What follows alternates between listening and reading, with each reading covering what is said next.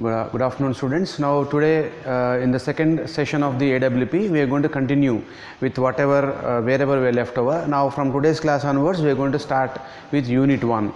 So unit 1 contains the definition of an antenna, characteristics of an antenna, properties of an antenna, applications of an antenna. Okay, so therefore let us go with this unit 1 now. So first of all, in the last class what we did, we have defined the antenna. What is an antenna? Antenna is defined as a device or an element known as a transducer, or it can be called as a impedance matching device, or it can be called as a sensor, or it can be called as a radiator of EM waves.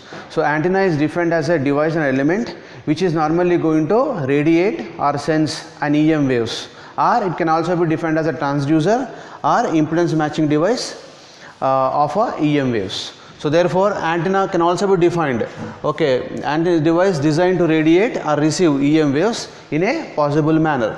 So next is as the EM waves are normally going to support the properties of a wave, so we can normally say that EM wave is normally going to have the properties of a wave called diffraction, reflection, refraction, okay, all those things. So antennas are normally antennas are characterized by a number of performance metrics or performance measures.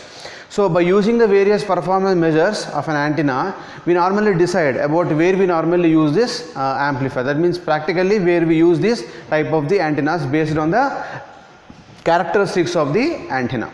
Now whenever I say characteristics, why we really require characteristics? Characteristics are normally used to speak about a particular device, to speak about the behavior of a particular device. That means once after you know the characteristics of a device, we can able to use the characteristics in a particular application. That means based on the characteristics it is going to have, we use that particular device in a particular application based on the characteristics. Okay, now we have another term called properties. What is that? We are going to have properties. Properties are known as the properties can be defined as something like the effects of the experiment. Once after we perform the experiment, we normally going to get some results. So based on the results of that particular experiment, we define the properties. What about characteristics? So all the antennas are normally going to support, are going to provide some characteristics. Based on the characteristics, we normally going to say that the application. Say for example, performance metrics of a antenna. To speak about the performance metrics of an antenna, you should know the characteristics of a antenna.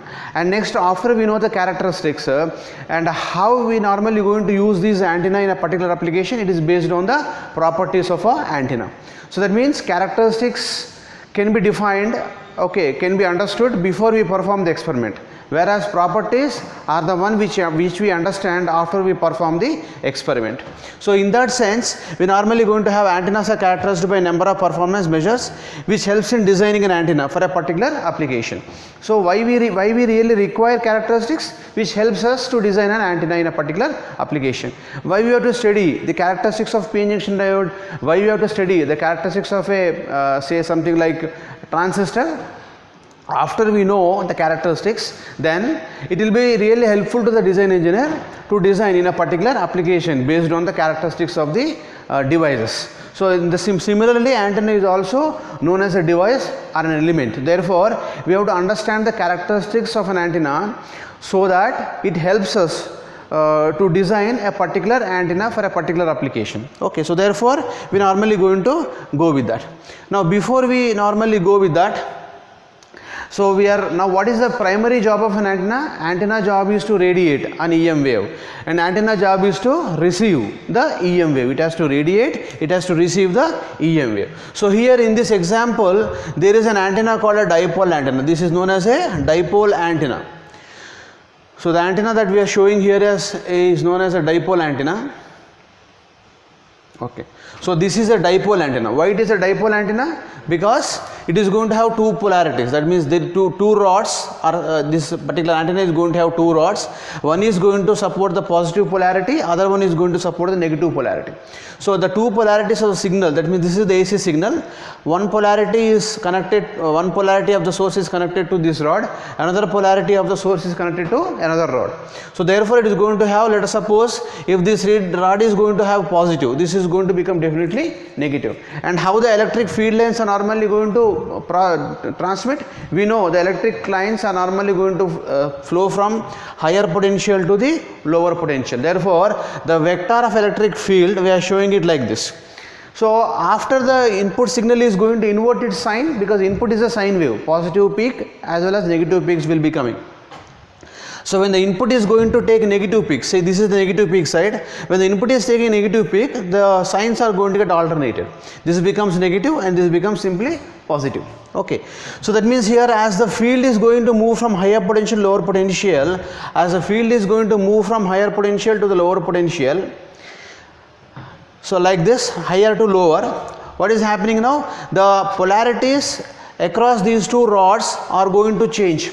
Based on the level of the polarity, the amplitude is simply going to increase. So the amplitude of the electric field is simply going to increase. So once the polarity changes, by the time this polarity changes, the wave will be traveling along the z direction.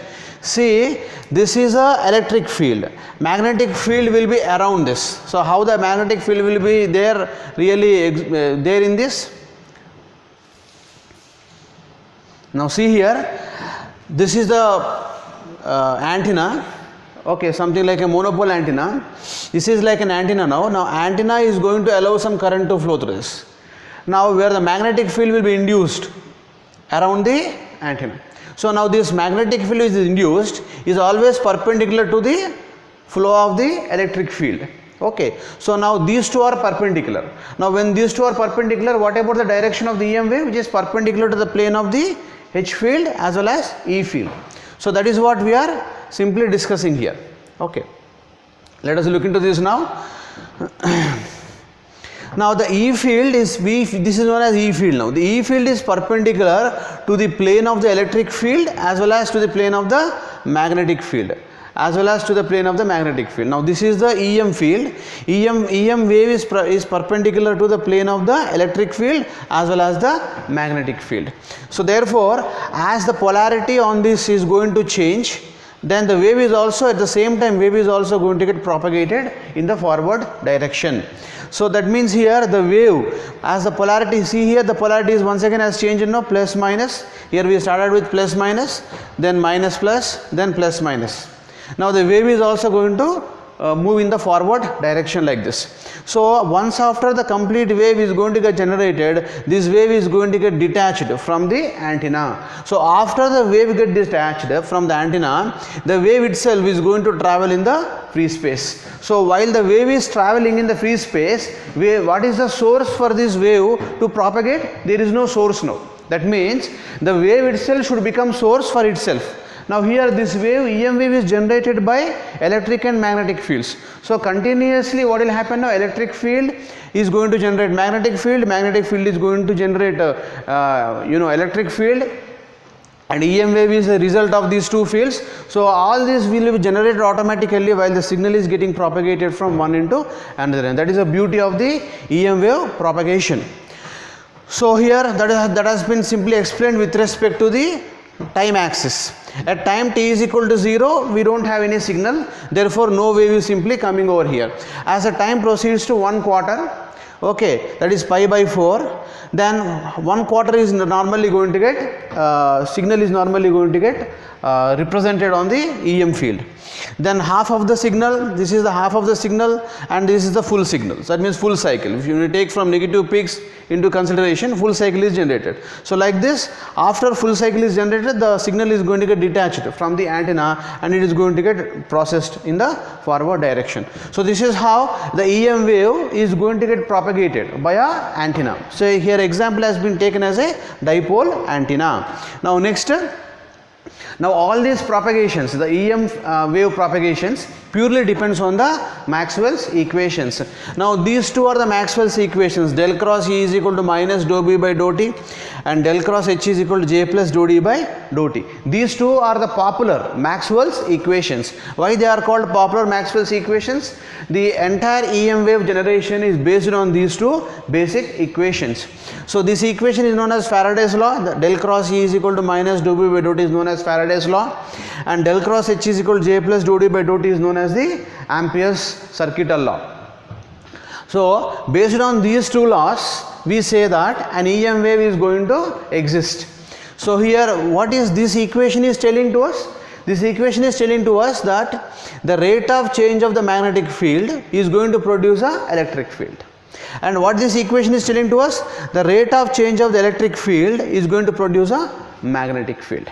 So that means once we get electric field and magnetic field, an EM wave is going to be definitely going to exist in the free space. So EM wave is nothing but child of the electric and the magnetic field. That means in order to get an EM wave, both electric and magnetic fields should exist in the free space, or wherever you wanted to generate EM wave in the free space, compulsorily we need to have electric field, compulsorily we need to have the magnetic field. Once we have these two, then we can normally going to generate the electric field.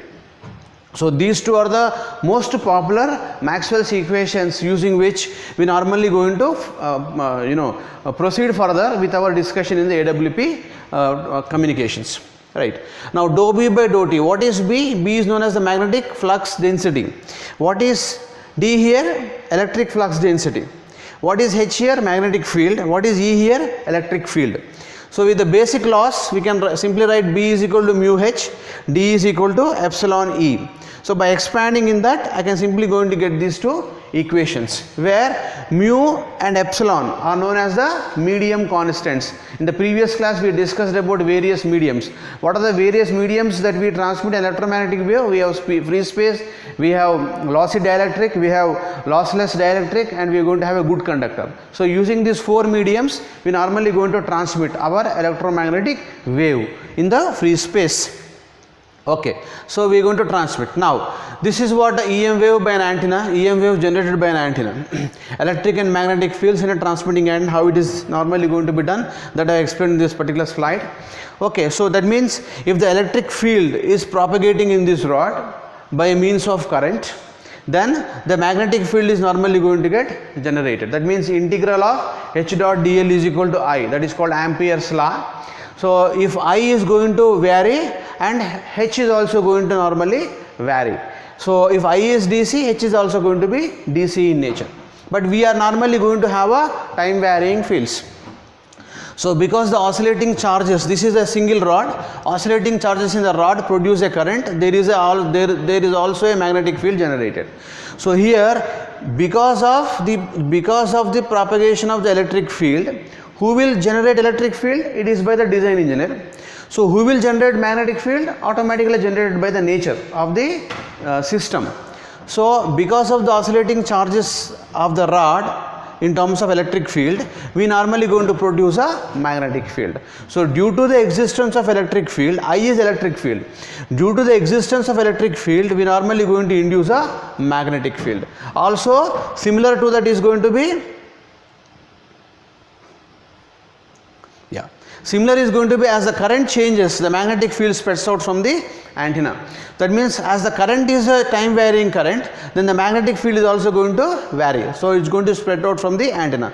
The magnetic field is perpendicular to the electric field. This is what very important. By virtue of nature, the magnetic field induced is always going to be perpendicular to the electric field. That is how the magnetic field is going to get induced. If it is reverse, say for example electric field, magnetic field, if you normally going to transmit, then electric field is going to get induced, which will be perpendicular to the magnetic field. So that is how the beauty in the electromagnetic waves. So a changing magnetic field produces an electric current, electric field, and a changing electric field is going to produce a magnetic field in a source free region. That means when the wave is propagating in the source free region between two transmitting antenna, that is between the channel, right? So in that channel, what is that? Changing a magnetic and electric fields. Changing magnetic field produce electric field, and a changing electric field is going to produce a magnetic field. Like how? Like that the signal is simply going to get propagated from one place to another place while it is propagating in the free space region. So therefore it is known as a source free region. What is called source free region? Between transmitting antenna and receiving antenna, what we have? We have a free space. So once the wave is converted from time domain to spatial domain, now there is nobody physically to apply some energy to the wave so that it can be transmitted. So but the wave itself has to get transmitted by its own energy. So how it is transmitting? The same principle once again. Electric field is going to induce magnetic field is going to induce electric field. Because of these two, what happens? The EM wave is normally going to get generated in the free space. So that is what has been concluded by the Maxwell's. That is why Maxwell's equations has become so much popular for us. So whatever that we want to do with antennas and wave propagation or microwave engineering or satellite communications, we have to compulsorily go through the Maxwell's equations. So that is why Maxwell's equations are going to be very, very important for us. So an EM wave generated propagates in a direction perpendicular to the plane of the electric and magnetic fields. So always the EM wave is going to be perpendicular to the plane of the electric and magnetic field. Let us look into that now. Now if you see this EM wave propagation basic picture that I have shown it here. So this line whatever that I am showing here, this line is known as the, say, propagation of the EM wave direction. So once it is propagation of EM wave direction, I can call this as, say, some Z axis. Now this is this blue sine wave is known as a magnetic field, and this pink waveform is known as a electric field. So now this, if you see this electric field in a plane, consider this electric field in a plane. If you consider this magnetic field in a plane, we say that these two are something like this, perpendicular. These two are something like this, perpendicular. So electric field is in this plane, whereas magnetic field is in this vertical plane. Now like that the waves are changing. When the waves are changing like this, where the resultant will come? On the Z axis, which is perpendicular to the plane of the electric and magnetic fields, and therefore we call it as a electromagnetic wave. Okay. Now magnetic field I can represent by B or H, electric field I can represent by D or E. So what is B? B is equal to mu into H, whereas D is equal to epsilon into E. So it is up to us to define. That is why these two can be really used to represent the magnetic field as well as the electric field. When the magnetic field, electric field are time varying, then we normally going to show the waveform like this. Now whenever EM wave is concerned, what is important to us? The wavelength. What is wavelength? It is the distance travelled by a wave for completion of one cycle is known as a wavelength. What is time period? Time period is the time between the two crests or troughs, between the time required to complete one cycle is known as a time period, right? Whereas wavelength, what is wavelength? It is a distance travelled by a wave in terms of meters or centimeters. So usually we take wavelength in terms of meters, because we always represent the velocity of light in terms of meters. So a wavelength also we represent in terms of meters. So now the performance measures to characterize an antenna are as follows. Now let us discuss about the performance measures of the antenna, which is known as basically antenna characteristics. There are many characteristics of an antenna, such as radiation pattern. If you see carefully, radiation pattern, radiated power, radiated intensity, directivity, gain, efficiency. So many are there now. Impedance, bandwidth, polarization. Okay. All these around 6 properties will be there, which are very, very useful, very, very important whenever we normally deal with the antennas and wave propagations. Okay. Now we are here. Now first of all, radiation pattern. What is a radiation pattern? See here, the electromagnetic wave is radiated just like a balloon shape. That means if you pump some air into a balloon, now how the balloon is going to get expanded?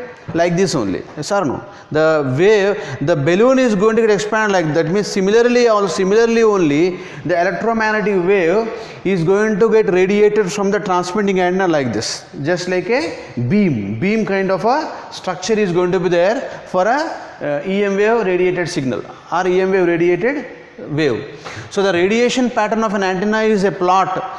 Now what is radiation pattern? Basically it is basically a plot, okay, of the relative field strength of the radio waves emitted by an antenna at different angles. See this is radiated one angle, this is radiated another angle. Now all these are various angles now. That means the main lobe is always going to be the larger lobe. So that is called main lobe. Just opposite to that main lobe is going to be the back lobe, right? Then next you are going to have some side lobes. Small radiations are there, they are known as the side lobes. So now the radiation of an antenna is normally going to be like this from a particular antenna. So particular antenna is going to radiate a signal something like this. So at different angles in the far field, as far as the radiation patterns are concerned or characteristics are concerned, we are very much concerned about the far field communications. There are two types of field communications. One is far field communication known as large field communication and near field communication. So far field is very much useful to us, very much concerned to us. Therefore, we normally consider the different angles for the radiated wave in the far field only. It is typically represented by a three-dimensional graph or a polar plots of the horizontal and vertical cross sections. So here we have a horizontal and vertical cross sections. By using this, we normally draw this waveform in a three-dimensional picture. What is three-dimensional? Cartesian coordinate system, spherical coordinate system, or cylindrical coordinate system. So when you represent this in that particular coordinate system, simply it becomes a three-dimensional coordinate system or a three-dimensional graph. Okay, so we normally represent a radiation pattern. That means the antenna is going to radiate to a particular distance. So that means here, say this pink lobe, this pink lobe is extending up to this point. After that there is no radiation. So that means one has to understand about how much distance the wave is normally going to get transmitted. So that is what very important for us. Now based on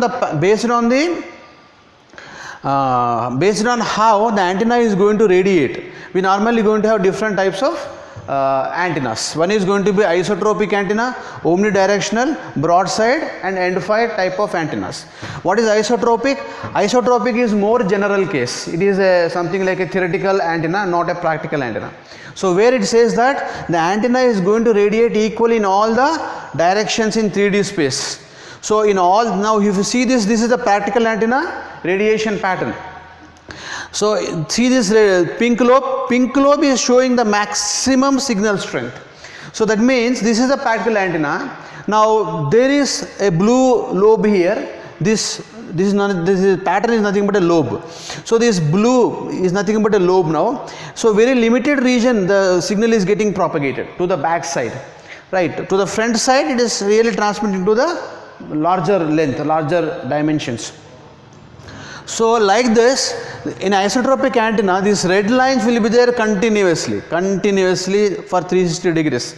So that means the antenna is going to radiate equally in all the directions in the 3D space. So no antenna can radiate in all the directions with equal strength, okay, with high efficiency. Therefore, this type of antenna is going to be called as isotropic antenna, and radiation is going to be isotropic antenna radiation. So therefore, practically this is impossible.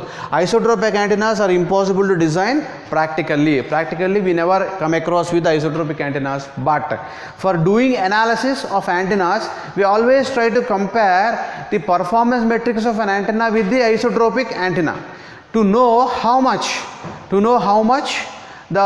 efficient the antenna that we have designed is with respect to the isotropic pattern, because this is the ideal antenna radiation pattern.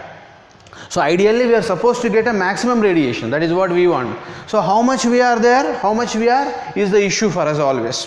Next one is omnidirectional antenna. Omni means what? Only one direction. Omni means what? Single direction. So the radiation pattern is constant in one of the principal planes of the antenna. So which is known as the omnidirectional type of the antenna. That means only single lobe. If you consider, don't consider any of these lobes, just consider only the single lobe. If the antenna is radiating only in the single lobe, it comes under simply omnidirectional type of the antenna. The next one is broadside type of antenna. In the broadside type of antenna, the main beam, now this is the main beam. If you see this is the main beam of the antenna. The main beam is normal to the plane or axis containing the antenna.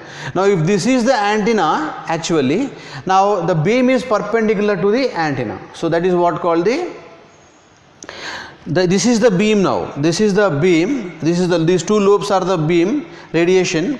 Now this radiation is perpendicular or normal to the plane of the antenna. So when it is like this, we call this as a broadside type of the antenna. So that means based on the radiation pattern, we normally come across with the different types of antennas. Now based on the applications how we want it to be, we normally going to employ that type of antennas in our daily use. Okay. Then last antenna type is going to be end fire type of antenna. End fire, this D is end fire type of antenna. So here the main beam is normally going to be parallel to the axis of the antenna. If this is the antenna axis and the main lobe is going to be parallel to the axis of the antenna or in the plane of the antenna actually. So this is what called the end fire type of the antenna. The next one is radiated power. How much power is going to get radiated by an antenna? So all antennas are going to produce EM waves that carry power in the far field. So how much is that power? It is simply going to be P is equal to 1 by 2 real part of E into H transpose. So that means H is nothing but H transpose is complex conjugate of H. So when you multiply these two and find out a real value of this, then divided by 2, we normally going to get the power that is there in the electromagnetic waves. The next one is directivity. So directivity is going to speak about how much is the power which is concentrated in a particular direction. See in the previous slide we have seen so this slide if you see, so this is what end fire type of the antenna where the radiation is going to be maximum in this. That means the directivity is going to be maximum between these two angles. If you find out the angle between these two lobes, so between this angle the directivity is going to be more. That means the directivity of an antenna is a measure of how much it concentrates power in a given direction. So how much maximum power is transmitted in a particular direction, that is called basically directivity. So directivity speaks about the maximum amount of power that is used to transmit EM wave in a particular direction is known as a directivity of an antenna. So if we assume the antenna is 100% efficient, directivity of an antenna is always taken with respect to the known antenna which is usually isotropic radiator. So that means if the antenna is going to have 100% efficient, then the radiation, the directivity of the practical antenna what we design should be approximately equal to the directivity of the isotropic antenna, which is never be the case in the practical scenario. Definitely the practical antenna directivity would be less than the directivity of the isotropic antenna. Then gain and radiation efficiency. Now here what is efficiency? It is a ratio of efficiency. Basically what is efficiency? Efficiency is output power by input power. So what is output from the antenna? Output from the antenna is radiated power. What is input of the antenna? Electrical signal. So that is what we are seeing here. The ER, which is known as the radiated power. ER is known as radiated power. It is a ratio of the radiated power from the antenna to the input power supplied to the antenna. That means output power by input power. Output power is EM wave radiated power. Input power is electrical signal power. So that ratio is known as the basically radiation efficiency. Then what is gain of the antenna? Gain of the antenna is simply equal to directivity multiplied by efficiency. Is known as gain of the antenna. To get the gain of the antenna, you have to multiply the value of directivity with efficiency to get gain of the antenna. The next important point is impedance. Now as I was talking to you in the previous class, I can call antenna as an impedance matching device. So if the impedances are not matched between the output impedance of transmitting antenna to the input impedance of the receiving antenna, then we cannot have a very good propagation of the signal from transmitting antenna to the receiving antenna. The same thing has been explained in this particular thing. So impedance means what? It wouldn't be any good if the antenna couldn't be impedance matched to the rest of the system, since an impedance mismatch will produce reflections and hence result in inefficient power transfers between the antennas or from antenna to the another antenna. So definitely there should be impedance matching between the output of feeder network to the input of the antenna at the transmitter side, and also there should be impedance matching between the output impedance of the transmitting antenna to the input impedance of the receiving antenna, and there should be impedance matching between the receiving antenna output impedance to the input impedance of the feeder network at the receiver side. So all these impedance matchings has to be done right before we normally going to transmit any of our signal. So therefore impedance matching is very important parameter. The next concern is going to be bandwidth. So bandwidth is always going to be a concern for any communication system. You take any communication system, analog communication, digital communication, in that we are going to have various types like microwave communication, satellite communication, optical fiber communication. Whatever you take, bandwidth is always going to be one among them. Without bandwidth concern, nothing is going to be there. So therefore frequency range, what is bandwidth? Bandwidth is known as a frequency range, can be very wide or narrow, over which an antenna functions well outside this range. So that means we can always going to transmit a signal for a narrow band frequencies or for a wide band frequencies. If at all you want to transmit huge amounts of data, then we use a wide band antennas. If at all our intention is to transmit a narrow band frequencies, we use a narrow band type of the antenna. So for a very wide frequency range, we normally use a log periodic type of the antenna.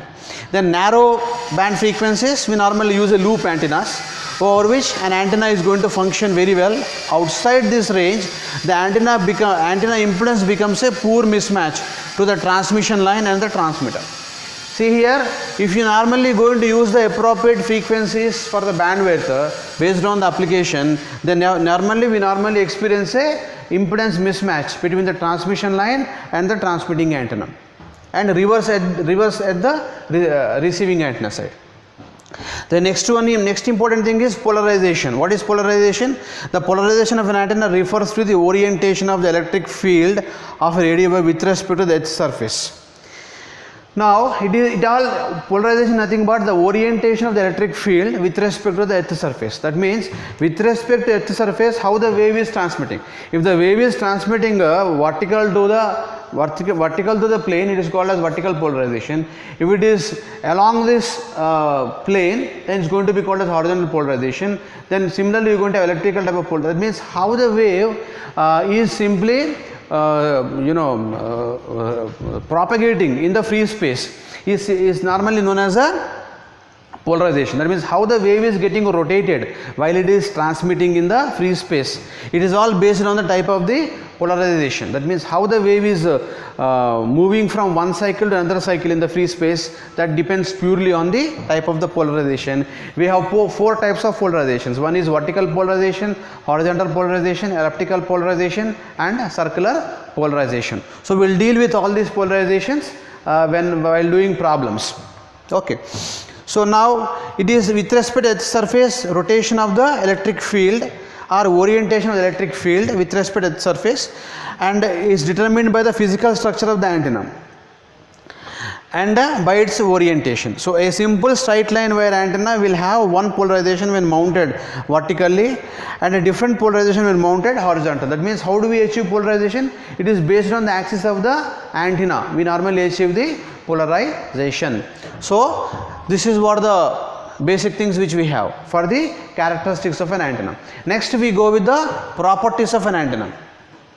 So the properties of an antenna element can be provided using network theorems.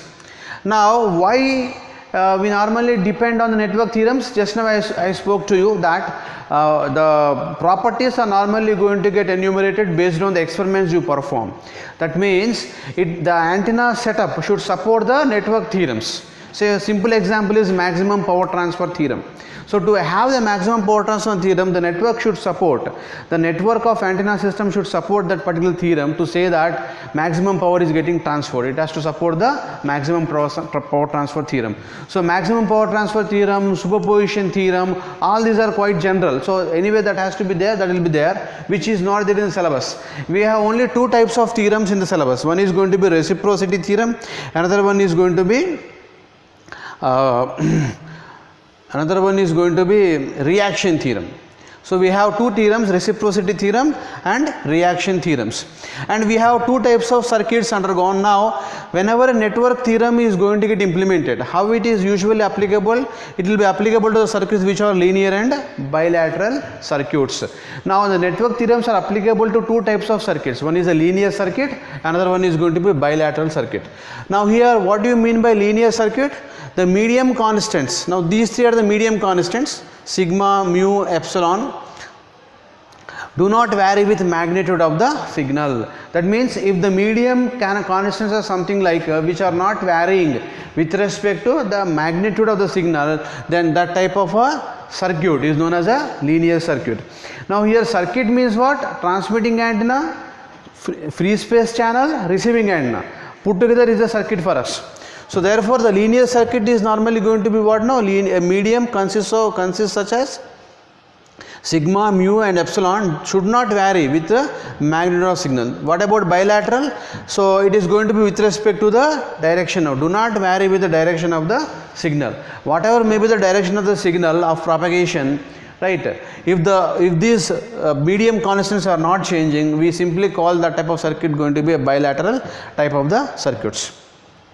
So two network theorems we have here. One is reciprocity theorem, another one is a reaction theorem. What is reciprocity theorem? So reciprocity means what? It is the properties of an antenna are going to be unchangeable even though you use it as a transmitting antenna or a receiving antenna. That means you design an antenna.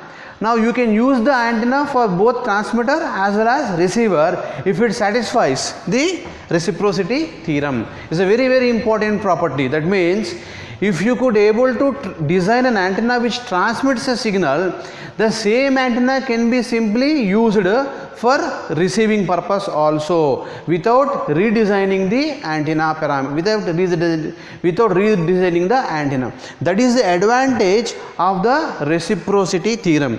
That is what it speaks about. The properties of the antenna being unchanged is called the property of the reciprocity. That means the properties of an antenna are going to be unchanged. Now what are the basic properties of the transmitting and receiving antennas that exhibit reciprocity are? There are four properties. Equality of directional pattern. Now just now we discussed about directivity. Now the directional pattern is going to be similar for transmitting as well as for the receiving antenna. That means the antenna which was transmitted, if it is used as a receiving antenna, it should receive the same pattern. The same receiving antenna, if it is used as a transmitting antenna, it should compulsorily transmit with the same directional pattern. So if it is really so, it simply comes under the equality of the directional pattern. The directional pattern should be compulsorily equal both for transmitting as well as for the receiving antennas. The next one is equality of directivities. Directivity is same. Now this is also same thing now almost. That is what we are speaking about, the radiation pattern. Radiation pattern should be same. And next one is directivity should be same. The next is equality of effective length of the antenna. The lengths of the antenna are going to be same according to the value of the wavelength. So the length of the antenna, the length of the transmitting antenna above the earth surface and receiving antenna length should be compulsorily same, and that depends on the wavelength of the antenna. So what is that? The lambda by 4 should be the height of the antenna. So once you design the height of the antenna, it will be same for transmitting antenna as well as for the receiving antenna. Therefore this is going to be another important parameter in the reciprocity theorem. Then last one, equality of the antenna impedances. Now what impedances we are going to bother about? Just now I am speaking about the output impedance of a transmitting antenna and input impedance of receiving antenna should be equal for effective communication. Both of them should be equal. The output impedance of a transmitting antenna, receiving impedance of the input impedance of receiving antenna should be really matched for effective mode of communication. If all these are going to get satisfied, then we say that the antenna is supporting a reciprocity theorem. So reciprocity theorem is normally going to get fulfilled only when you perform the experiment for all these various parameters, and hence we simply call them all as a properties of an antenna. And last property of an antenna is known as a reaction theorem.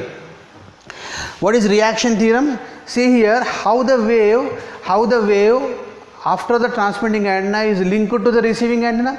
It is by the induction. Something like this operation is almost similar to the operation of a transformer. Transformer is going to have primary and secondary. In between you are going to have a magnetic core. That means electrically the primary and secondary of a transformer are isolated or separated. Similarly here the transmitting antenna and receiving antenna are separated totally, but still they are linked. How they are linked? By a process of reaction theorem. If they are really linked, we say that it is supporting the reaction theorem. So the reaction theorem is generalized to allow fields of an antenna in one environment to be employed in the calculations of mutual impedance in another environment. That means the fields in one environment can be directly applied to the fields in the another environment to receive the signal based on the mutual impedance between the two antennas. So with this concept we normally represent the reaction theorem. So based on these two are the properties of a antenna which we have in the syllabus. There are many properties, but all of them are not discussed in the syllabus for us because they are all quite common, quite general. So for today's session we will stop it here. From next session onwards we will go with types of antennas, applications of antennas, and various types of the propagations of the wave through the electromagnetic medium. Thank you very much for today's session.